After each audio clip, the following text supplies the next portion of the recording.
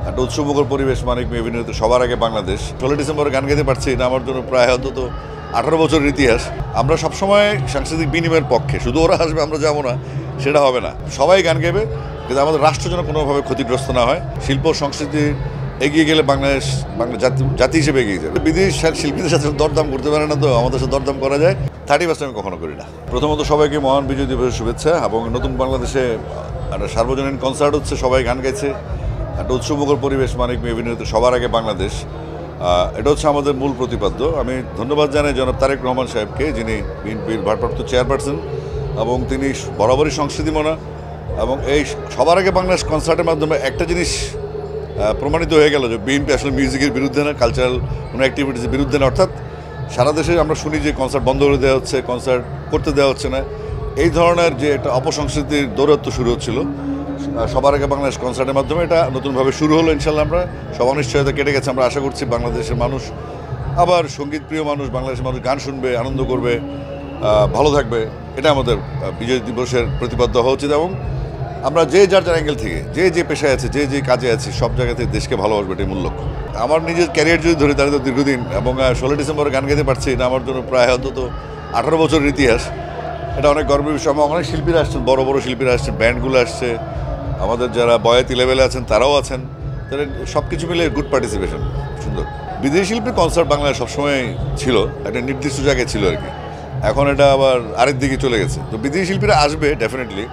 আমরা সবসময় সাংস্কৃতিক বিনিময়ের পক্ষে, শুধু ওরা আসবে আমরা যাবো না সেটা হবে না। আর হচ্ছে তাদের আসার যে প্রক্রিয়াটা সেটাও স্বচ্ছ হওয়া প্রয়োজন, যেহেতু ট্যাক্স, ভ্যাট, ট্যারিফের ব্যাপার থাকে এবং তাদের অনুমতির ব্যাপার থাকে। যে আমরা বিভিন্ন ক্লাবগুলো দেখি ইলিগেলি আসলে রাতের বেলা বাইরের সিঙ্গারে চলে আসে এবং আমাদের রেভিনিউগুলো নিয়ে চলে যায়। আমার কথা হচ্ছে সবাই গান গাইবে কিন্তু আমাদের রাষ্ট্র যেন কোনোভাবে ক্ষতিগ্রস্ত না হয় এবং কোনো অপসংস্কৃতি যেন ঢুকতে না পারে এখানে। ডেফিনেটলি আমাদেরকে বাংলাদেশের মানুষের, বাংলাদেশি হিসেবে আজকে মহান বিজয় দিবসে একটু বলতে চাই যে আমাদের শিল্প সংস্কৃতি এগিয়ে গেলে বাংলাদেশ জাতি হিসেবে এগিয়ে যাবে, ঐক্যবদ্ধ জাতি হিসেবে এগিয়ে যাবে। ওটা বিদেশি শিল্পীদের সাথে দরদাম করতে পারে না, তো আমাদের সাথে দরদাম করা যায়। তারপরেও হচ্ছে, শুরু হচ্ছে, আশা করছে কেটে যাবে। এবং শিল্পীদের যে মৌলিক অধিকারগুলি বাংলাদেশ স্বীকৃত নয়, যেমন 5টা মৌলিক অধিকারের সাথে আমি দাবি করি যে একটা সময় হয়তো আমাদের দ্রুততম সময়ে তারেক রহমানের নেতৃত্বে আমাদের নতুন বাংলাদেশ, নতুন সরকার হবে।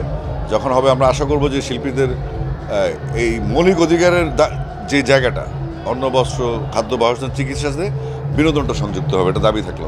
নতুন বছরে যে কনসার্ট নিয়ে ব্যস্ত আছে, এখন ভালো লাগছে, প্রচুর কনসার্ট। আর নতুন বছরে অনেক গান গাইতে চাই, অনেক গান। বাংলাদেশ উৎসবমুখর থাকুক, গানমুখর থাকুক, শিল্পাঙ্গন সজীব থাকুক, এটাই চাই। হ্যাঁ, আমার যে ইংল্যান্ড কনসার্ট আছে, কাতার যাচ্ছি 20 তারিখে। 20 তারিখে কাতার একটা এক্সপো আছে, ওখানে ফেয়ার কাতারে, ওটা আমি যাবো। 20 তারিখ কনসার্ট, আবার এসে 25 তারিখ বিপিএল করবো। 28 তারিখ আবার বইটিনতে প্রোগ্রাম আছে একটা হবিগঞ্জে। এরকম মোটামুটি স্কেজুয়াল আছে। 31 আমি কখনো করি না। 31 আসলে আমার কাছে টানে না, ট্রুলি। আমরা নিজেরাই যতটুকু পার্টি করি আর কি, যতটুকু সম্ভব।